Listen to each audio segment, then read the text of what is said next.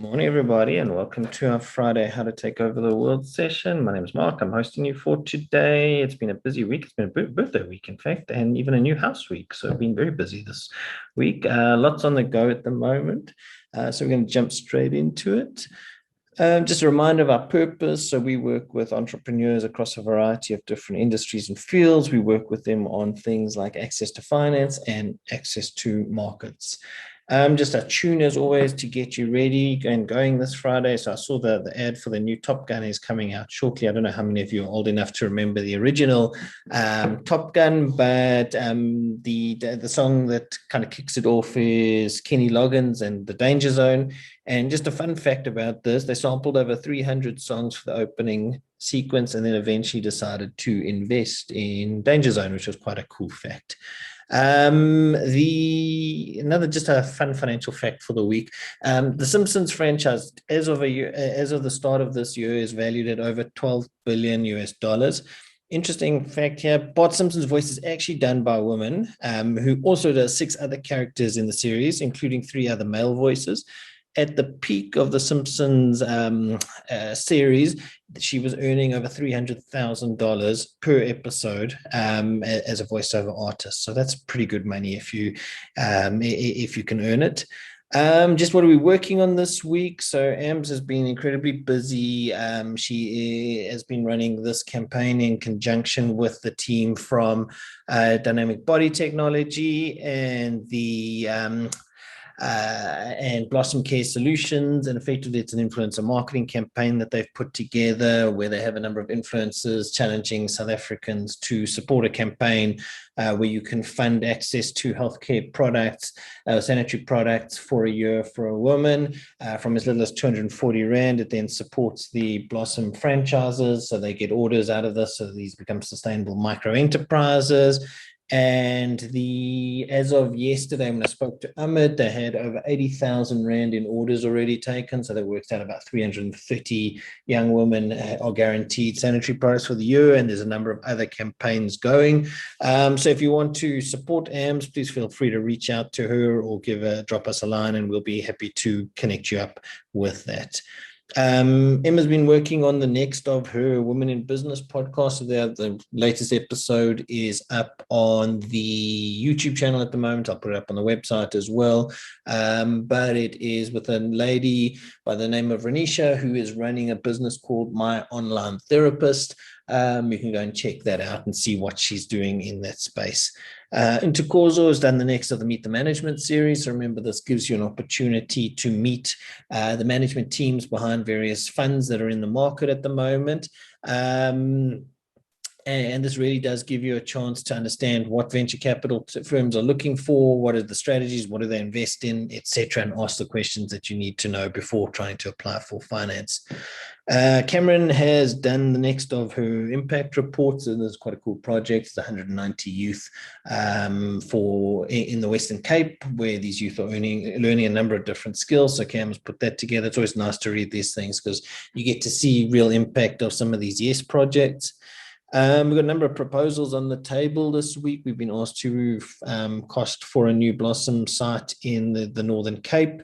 We've been asked to do a proposal for capital raising and communications for an asset management business. Ane and I are working on a very big proposal for an internal communication strategy for one of the big retail groups. And we have been asked to also assist a US-based SA technology startup for a communications and access to market strategy. So we are very excited, lots on the go, and we are looking forward to building out some very cool projects.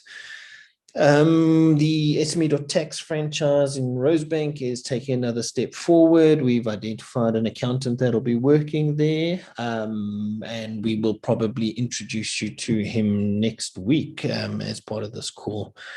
Just a big lesson from the week, and this was actually something that came out of an interview that Ane and I did yesterday with one of the investment bankers that we're doing some content with.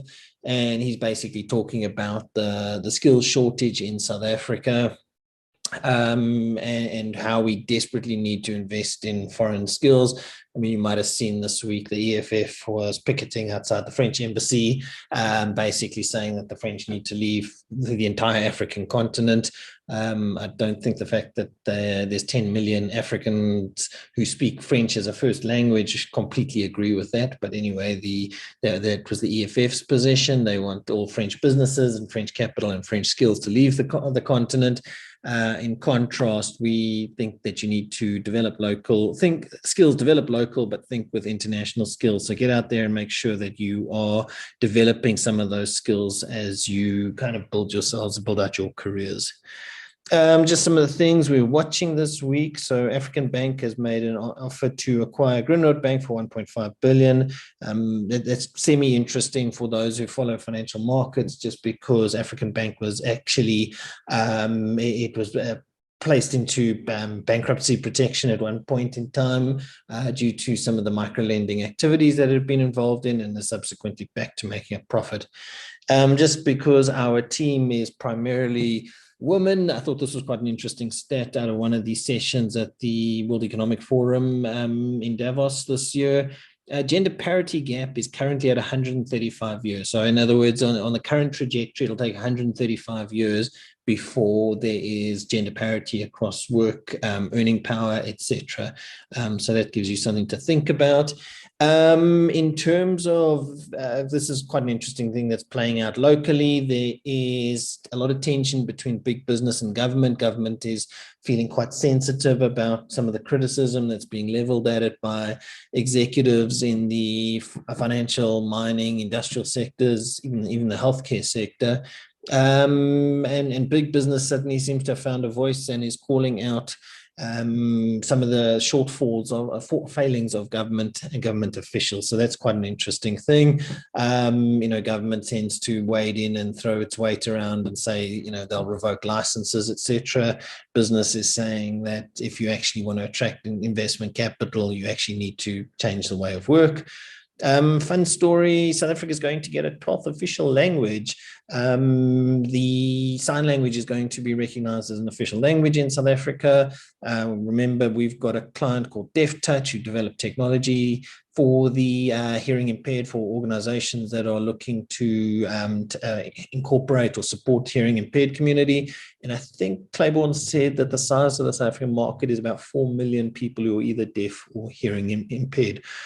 For anybody who's had to deal with Home Affairs, this is quite an interesting development. They're overhauling all of their technology systems. They are doing a proper booking system, so you no longer just have to stand in a queue. Look, we'll obviously wait with bated breath to see whether that works. But other thing that's quite interesting is that they're going to be setting up kiosks in a number of malls to try and alleviate some of the congestion at the various Home Affairs centers. So that was quite interesting. And then lastly, I posted this on the social media as well. Libstar, so they're a consumer goods company. They are looking for entrepreneurs in the food sector to be able to support. So I've added that link in the social media channels. I think that is it. It has been a very busy week and there is a lot on the go. Jonathan, are you going first? Sure, I'll go first. Cool, over to you. All right. Hope everyone can see my screen. Still loading. Yeah, you good? All right. So today I'm just going to speak mainly of my experience and also things I do mainly on a regular basis, is how to put yourself into, or how to stay in a positive mindset. And this actually helps me throughout my normal day and my busiest days, because it calms me down when I do a few of these things. Some of the things that I've noticed I do, and some people I work with do. With some of them, they like to either listen to music while they're working, like calming music or uplifting music, which could help you with staying calm and getting your tasks done easier without feeling like you're too stressed or you're too pressured to do the tasks. With music, it can actually it helps me calm down with most. So as a waiter, I do run around a lot and stress. Well, I can't really say stress a lot, but I do run around and have different things on my mind. So when I'm feeling cloudiness in my mind, I start thinking of music that can help me calm down mainly. And this has helped me throughout the whole journey of being a waiter, because now and then I'll forget something, but then I will think of a song to help me calm down, and everything will become clear again. The other thing is going outside and just sitting for 5 minutes, breathing in, breathing out exercises can also help, because what happens is your brain will be going all over the place. But if you're focusing on your breathing, it helps your brain focus on one thing at a time in the moment that you are at. Some people also put themselves in a positive mindset by looking forward to the end of the day and what are they going to be doing at the end of the day, because sometimes those things can actually help you relax and say, I just have to get through this day and then it's over, and then I can just relax either at home or at the pub or bar, wherever you feel most calm. And this will also help you, like I said, throughout the day, completing your tasks easier, because you're not in that mindset of, I've got to rush, I got to do this, I got to do that. It's okay, I'm calmed down, I need to do one task, finish that one, maybe take a 5 minute break just to clear my mind, listen to some music, or just sit outside for a quick 5 minutes, just to take a breather, and then finish with the other tasks that you have to do.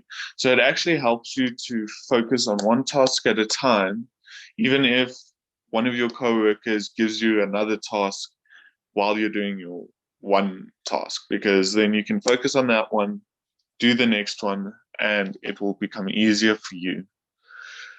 The other things is, when I was listening to music um, yesterday, I actually found an Alan Walker song. Uh, he's a DJ, and his song, one of his songs, in the video, people put these headphones on and they're instantly transported into either a good place or essentially their happy place, where they don't have to care about the world. They're in the moment of their happy place, and they they're calm, they're calming down, and they're happy. And I think that's most of it on these days, is people, like in school, teachers will say to you, go to your happy place. And that actually does work, because you go to that happy place, you calm down, and then you finish your schoolwork, or in this case, your normal job work, which is very cool. I found out, um, and I think most people who have a lot on their mind don't do these things, and they also sometimes forget that they can do it. They can listen to music, or they can go outside for 5 minutes, take a breather, then come back inside fully calmed. Mind is fully ready for the next task.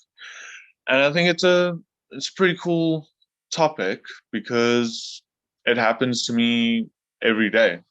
Thank you for listening.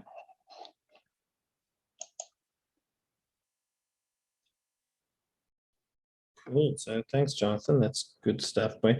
I think just a couple of comments on general presentation. So make sure that you read your slides before you put them up. Make sure you do things like spell check and grammar check.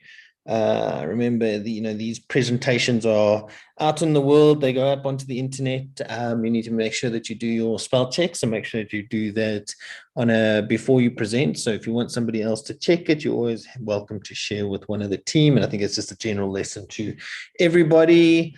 Good topic. And I think, the more you present, the easier it gets. Anyone else got any comments? I do. I know for myself, if I'm feeling down or in a negative space, to or give me a bit of positivity, I always play happy music or upbeat music, and it really does help. So just adding on to what Jonathan was saying, it really does help shift your mood and get you into a good energy. Also, even when you go exercise and you listen to the right kind of music, it does give you more energy and make you exercise better. Yep. Because it changes the beat of your heart. It's quite cool. There's a whole science behind it. Yeah, absolutely. I think somebody actually had a link at one point on it. Cool. Anybody else got any comments? Awesome. With that, then I'm going to hand over to Nay. I think she's up next. Yes, I am. Let me just quickly share my screen and go into presentation mode. I should probably just go to start. Can you guys see my screen? Yeah, you're good. Okay, awesome. Good morning, everybody, and welcome to this morning's How to Take Over the World session. I usually forget this part, so I'm going to do it elaborately this morning. My name is Ane, and I do some general management and account management on the DecuSacho team. This morning, I would like to talk to you about something that has really helped our team over the past few months. It has helped us to collaborate, delegate, and improve on the work that we were doing and we are still doing. This is something very simple called processes. This morning, I titled my presentation, Prioritize Processes to Prevent Problems. And I'm sure at the end of it, you'll be able to agree with me. So, maybe the first question to ask is, who loves processes? If you don't love it, do you hate it? Maybe just give us a reaction that reflects your feeling towards processes in the chats. I don't think we can actually show what's that reactions when you're a panelist. So in the chat, maybe just use an emoji to say how you feel about processes.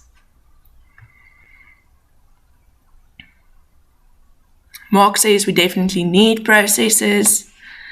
If I were to put in an emoji, I would probably put a confused face because I didn't always necessarily love processes. While you guys are reacting, I'm also just going to give you the definition of processes. A process is a series of actions or steps taken in order to achieve a particular end. Great. Ntukozo says needs, but putting them in place gives her anxiety. Kagiso loves them. Awesome. That's really cool. I didn't necessarily expect this response. I must say, I was going to say that I was going to think that people were going to be like, nah, not so keen. But to see that everyone actually loves them is really, really positive. So, Character Lab is a non-profit organization that connects researchers with educators to create greater knowledge about the conditions that lead to social, emotional, academic, and physical well-being for young people throughout the US. They have a weekly tip of the week from their team, basically like we do with our Take Over the World session. One of the founders, Angela Duckworth, also the author of Grit, will interview an employee to get their insight into something that can help people who interact and engage with their content.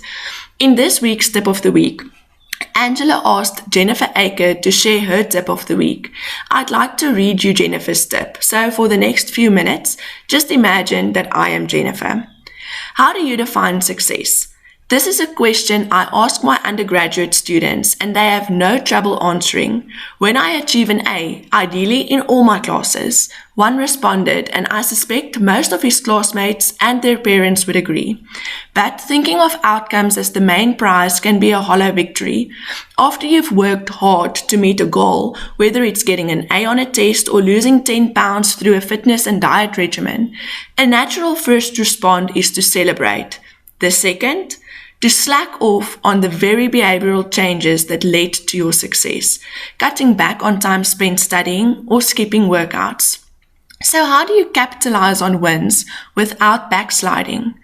Research remember I'm Jennifer, conducted with Suchi Hang shows that when we think of a goal as one step in a longer journey, not the final destination, we're more likely to keep up the practices that led to reaching that goal. In this light, success isn't a short-term win. It's the subsequent activities you do after you get that gold star.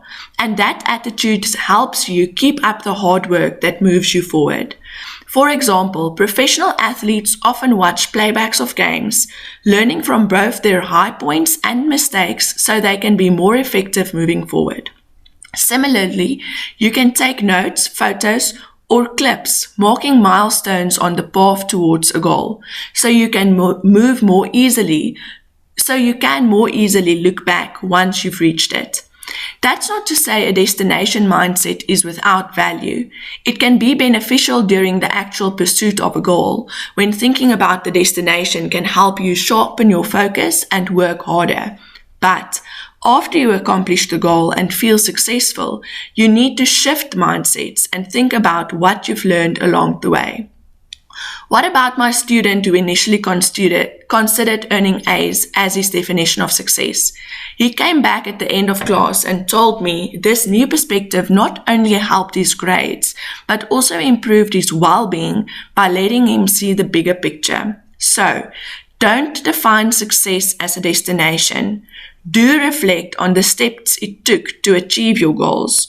What were the wins or high points? What were the losses or setbacks? And what did you learn from each?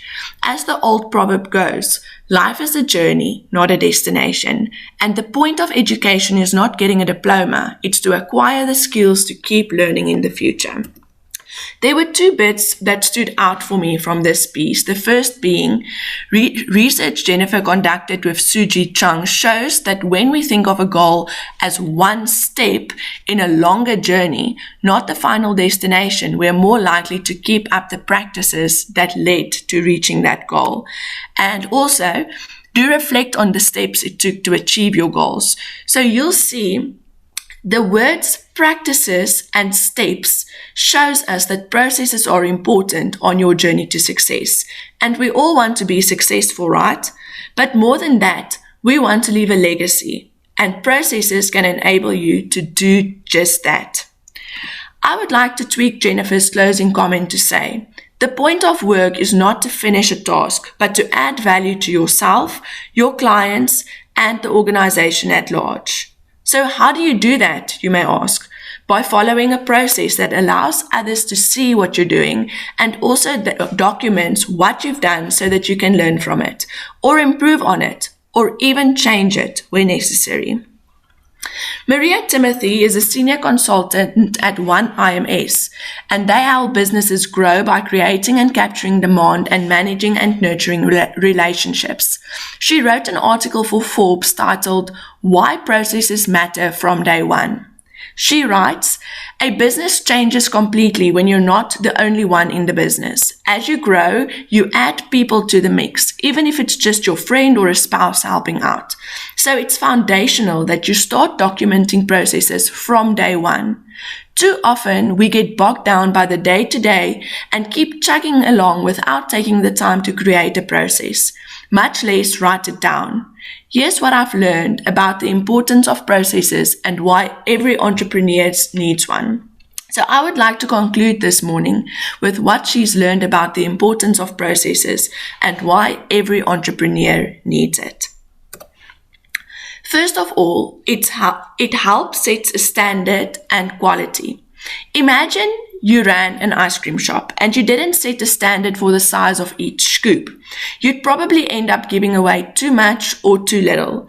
Every employee would give away a different amount. I'm sure Sam and I would definitely add some extra toppings, creating an inconsistent customer experience and hurting customer loyalty. I lied, Jess. I'm sure you would also give an extra bigger scoop. This is a very basic example, but think about it from a customer service perspective. If you are building a brand and customers cannot rely on your service to have a specific standard and quality, you are doing harm to your business. From the way she titles emails, this is now Maria, to how they outline projects and deadlines to clients, Maria and her team began a simple, repeatable process that ensures clients receive the same service now, no matter who they are dealing with. The second reason why processes are important is that it gives you a runway to delegate. You've probably heard that delegating is a must if you want to grow and put your focus on things that matter most. However, it's hard to do that when you don't have a process in place for someone to follow. How will they know exactly what to do and what you expect? Without a process, it's impossible to get what you expect the first time around. You may end up redoing it yourself, adding to your time and wasting someone else's. It also makes things enforceable. As you grow, it's important to maintain standards. Without a process, there's no possible way to actually enforce anything. Going back to our ice cream shop example, if you don't have a documented process in place for standardizing scoop size, samples, or topping amounts, you can't assess your employees and say they're doing a good or a bad job. They're just doing what they think is best. Obviously, giving people more ice cream isn't a bad idea, although your bottom line would disagree, and what they will then be doing might not align with your vision for your business. So a written process allows everyone to understand expectations and make it possible to hold everyone accountable, even you. And I must say, that has definitely been a lesson for me over the past few months. A process also makes things accessible. A picture paints 1,000 words. The past few years has showed us that you can very easily end up being the bear on the picture. A process allows you to take time off to reset and recover when needed. When the team knows what you're working on, they can easily pick it up and continue while you take the time you need to recover. It also allows you to take leave and to reset and rejuvenate when you need to. Working on leave is not a badge to wear. It is necessary for you to be able to give over tasks and let the business continue without you being there. A process need not be perfect, and this will be my conclusion for this morning. The best thing about a process is that it does not need to be perfect, especially when you're just starting out. The key is that you won't know how to improve it if you don't have a process in the first place. So the best thing you can do is to continuously look at your processes and find opportunities to improve. When creating your own processes, what Maria and her team found to be most useful is to have them documented. A visual process or diagram tool can be of enormous help. Checklists are also great to ensure that you aren't missing any steps. This can be as basic as a checklist in a Word document, but there are also plenty of process tools available, even free ones, that can help you create the initial steps. The more flexible the tool, the better. You'll probably end up changing that process quite a bit. As a last word of advice, a process is not set in stone. It shouldn't kill creativity, and it's not something that everyone will necessarily agree on. However, the goal is to have a starting point. Without a starting point, it's hard to chart progress, especially if you're just starting out. I encourage you to set up a process for even the smallest of tasks.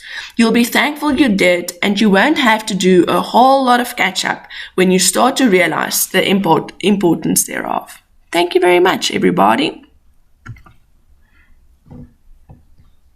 Thanks, Anne. So, I mean, I've got two kind of high-level comments, and then I'll hand it on to the floor. But, I mean, I think one of our real successes this year has been that playbook that Emma developed for the Adopt an SME stuff. And what's nice about it is that we've been able to then expand it into all of our clients without having to reinvent it. And it doesn't matter whether it is a name, Mark, Jess, Cameron, Emma, whoever's working on it, they've got exactly the same steps to follow to be able to actually get access to servicing the clients. Every client gets the same experience, and I think that's been a real win for us, and I think that is it. And my second comment, I mean, I know the SME.tax guys are very process driven. You'll find for every task that they have, there is when an accountant joins their business, they've got a set of rules to work to. They know exactly what to do, and it is all well documented in that process. But what I wanted to just touch on was Ana's comment about adding value, how processes add value, and I think that I'll use a simple example. I've been sorting out a whole lot of tax stuff, and if I had just followed a set of processes when I had the chance, it would have saved me lots of money, but also you don't have to then play catch up 3 years down the line on things if you just had a process in place. And I think that it's been great working with KG and that kind of thing, just getting all of our systems in place and gradually growing up a little bit. So 100%. Good presentation, Anne. Anybody else got any comments?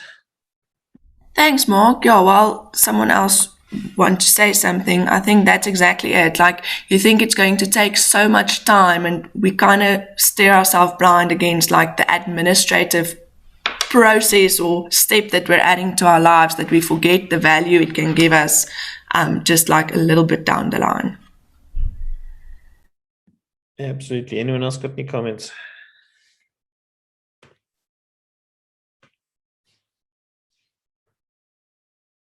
Sure, you've obviously wowed everybody, or they're all eyeing that ice cream and breakfast. Everyone's getting extra toppings this morning. Yeah, exactly. Look, all in all, it's been a good week. Ams, I'm particularly proud of some of the work that you've done this week. It's been really important, and I think it is cool to see it all starting to come together, and the way that everybody's kind of bought into it. There is lots on the go, and I think we can all be very satisfied with what we have achieved and some of the things that are on the burner at the moment. So good session, everybody. Thank you very much. And then we will chat during the day. Chat later, guys. Thanks, guys. Happy Friday. Happy Friday. Happy Friday, everyone. Well done. Thank you. Bye.